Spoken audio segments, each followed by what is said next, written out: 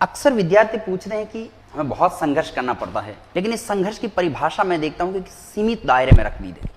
संघर्ष केवल सीमित नहीं है विद्यार्थियों, आपको केवल किताबों से पढ़ना या किताबों से लड़ना ही नहीं है।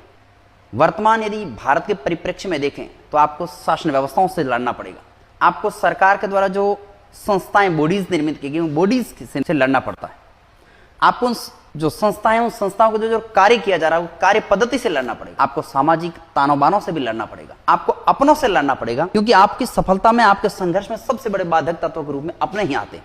आपको लोगों के तानों से लड़ना ही है, अपनों के परिवारों से भी लड़ना है, परिस्थितियों से भी लड़ना है, और फिर अपनों जो सपने माइंड में आ रहे हैं उन सपनों से लड़ना है। इन सारी लड़ाइयों के लिए आप जीत जाओगे, उस दिन आप कह सकते हो हमने संघर्ष किया है।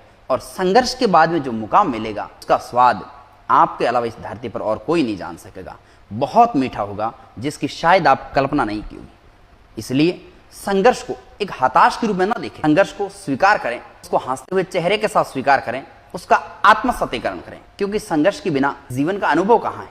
इस जीवन के अनुभव जो मिलते हैं वो सारे संघर्षों से ही तो उठकर आते हैं। इसलिए प्यारे विद्यार्थियों, संघर्ष से कभी मुंह मत मोड़ना, संघर्ष को हंसते हुए गले लगाना चाहिए।